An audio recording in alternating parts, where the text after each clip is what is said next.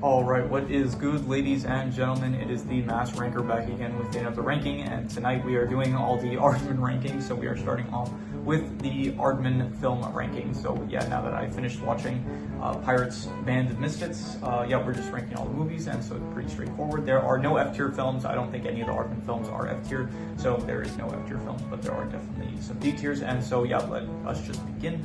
Starting off with Wallace and Gromit, The Curse of the Were-Rabbit. I would say that this is a B-tier film. By the way, we're doing this side style overall context. So yeah, I would say that this is a B-tier film. It was, I think, it wasn't the first, it was the second Aardman film, I'm pretty sure, and it was definitely, it's a good one. It is definitely entertaining. I think it is, I never saw any of the, there's like some animations for Wallace and Gromit, but this is the first one that was actually a full feature-length film, and I think it was good. It was like an interesting premise. It was like, it made good use of, I guess, the whole werewolf story, but they did have like their own little spin to it, so I would definitely say it is a B-tier film, entertaining definitely, but not as good as some of the other films here. Pirates, it's like a confusing name. The Pirates Band of Misfits, I call it Band of Misfits because that's just, I think, the American version. It's similar to, like, I think the first Harry Potter film, it was called like Harry Potter, and I forgot what it's called, but it's like certain British films, like they have different names, like for both the British version and the American version. So they called it like the Pirates Adventures with Scientists, but then that wasn't appealing enough to an American audience, I guess, so they renamed it to the Pirates Band of Misfits, and I like that name better. So like, I'm American, so I guess like the marketing works. So yeah, I would give this, I would say that this is an A-tier film. This is definitely one, I think, honestly, possibly my favorite Aardman film. I definitely think it is very enjoyable. I like the whole pirate setting. I think it works very well with the Aardman style. It is, I just released my review for it, so I won't actually speak about it too much. If you want to hear more of my thoughts, I recommend any of these films. If you want to hear like my in-depth thoughts about any of the films, I recommend you watch the reviews that I did for any of the films that you're more interested in hearing my in-depth thoughts about. So yeah, definitely A-tier film, very entertaining and very good story, and yeah, great characters, and so yeah, A-tier. Early Men, I would have to give this, honestly, I have to probably go with like D-tier. I think D-tier is still not like, I think D-tier is like maybe borderline not good or bad. I think F-tier, that's like when you get into bad territory, but I think D-tier is like, this is probably the weakest Aardman film. I think it is the one that is the kind of the least interesting premise. It's like the one where it's like, okay, we're just gonna have, it's a soccer match, like it's a, like, I guess a classic underdog story of like the underdogs versus like the champions and whatever, and they have to like learn how to play the game in order to save their home and stuff.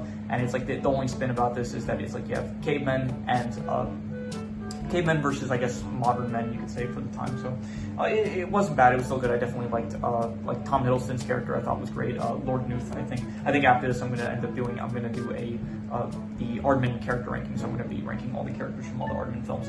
That is going to be fun, and I will give more of my thoughts on the specific characters from each film. But yeah, definitely, I would say this is a D-tier film. I think probably it is the weakest Aardman film. It is the just didn't really work for me, I would say. But yeah, I wouldn't call it a bad film still, so I would say just D-tier.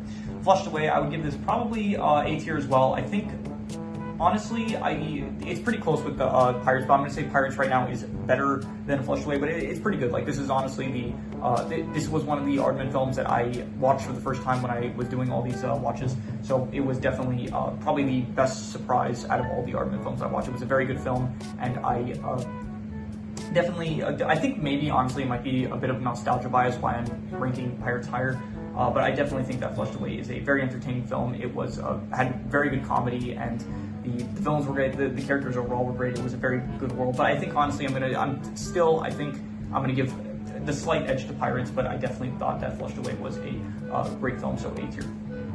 Chicken Run, I would go between B and A-tier, and I think I would probably. I think I'm going to be harsh and just call it a B-tier film. I thought it was very good. I thought that it was a very good, concise story with this was the very first Aardman film, and honestly, it aged pretty well. Like, I watch it nowadays, and the actual art style and animation, it looks like about, compared to, I don't know what it says about the studio, where it's like the newest Aardman film compared to the oldest Aardman film, they don't look that much different, so I don't know how much of a good thing that is or not, but it's definitely, it aged well. It is a very good, entertaining film to watch, and so I would definitely, but it's just not, it has like it's just not good enough, I would say, to compare it to the A-tiers, but it's still good. It has like a good characters, interesting premise. It is it feels like the stakes are like, it feels like it has good stakes, but I did mention this in my review where it feels like the actual chickens themselves, they even mention like it's pretty easy to get 1 or even 2 chickens out. It's just an issue of getting all of them out.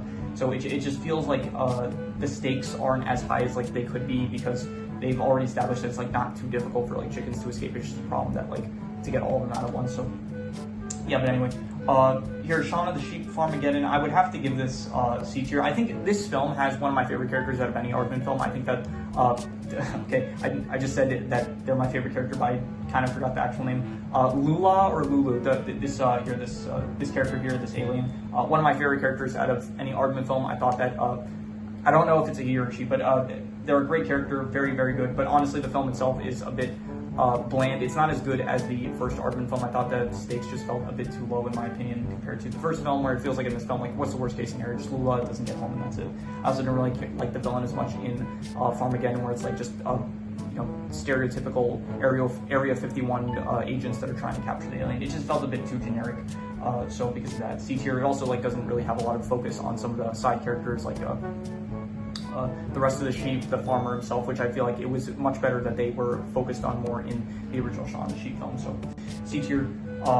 Chicken Run, Dawn of the Nugget. I'm going to give this one a B tier, and I thought that, honestly, I think I was probably harshest with this film most in my review. I think the first time I saw it, I actually liked it more than the original Chicken Run, but then on rewatch, yes, I noticed a bit more problems with it, but I definitely think that it has some of the best art style out of any of the Aardman films. It looks very, very nice. It looks extremely good. I think that the characters are also great and stuff. I think the setting is also very good. So I think I was a bit harsh with it on my review, but I definitely think it's still not good as good as the original, but I definitely thought that it is, like when I let it marinate, I would say that it was I think I maybe gave it like a 6 out of 10 on my review, but I think I would give it like a 6.5. Like it was a good film, I would say. So, like around bottom of C tier, I'd say like between, I still think Wallace and Gromit: The Curse of the Were-Rabbit is a bit better, but honestly it's kind of close. Like you could switch it around and I wouldn't complain too much. So yeah.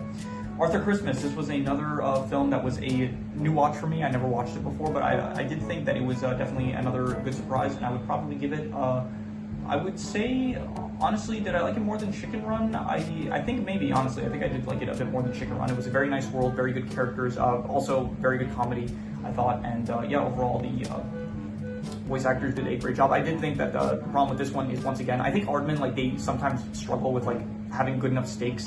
And this film, definitely the biggest issue with it is that the stakes of it are just so low. Like the whole stakes are that just Santa forgot to deliver one present, and so like realistically, like this isn't an issue. This is that, and plus the place that they're trying to deliver the present to, the girl lives in England, and they live in like the North Pole, like the Arctic, and like realistically, it shouldn't be that difficult to travel. But they end up going like to Canada, and then they end up in like Africa at some point, and then Mexico. And I'm thinking like this should be a very easy mission. Like yeah, they say okay, we can't use this slide. Fine, you don't have a drone or something that can take it there. So it just felt like the main thing that was holding us back was like the stakes were like way too low. But definitely, I still think it was a great film. I thought the voice actors did great. Hugh Laurie, James McAvoy all did a good job. The characters themselves, the art style definitely is the most different art style out of any other Aardman film. Where all the Aardman films, they do kind of look pretty similar, all of them. But this one specifically has a much more different art style compared to the rest of the Aardman films. But I definitely think it works, and I would say top of B tier. So yeah.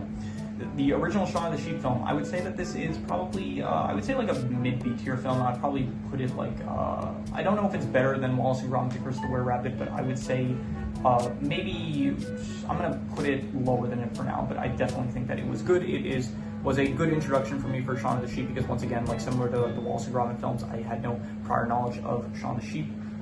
So I definitely think it was good. The Shaun of the Sheep films in general, they are silent films, so they are films that are like no dialogue basically, but I think it's good. Like the characters, they are still very much entertaining even if they don't talk. I think Shaun of the Sheep, along with the rest of the sheep, the antics that they get into are very good, especially the restaurant scene. Bitzer also as well, he's like at the hospital and stuff. There are definitely some entertaining and funny scenes, even if they can't use dialogue. It's not that they can't use, it's just that they don't use dialogue. I think Trumper is a better villain in this film compared to the Area 51 agent in the second Shaun of the Sheep film. So yeah, this film just has a lot more going for it compared to the first Shaun of the Sheep film. So yeah, overall I would say like around a mid-B tier film, but yeah.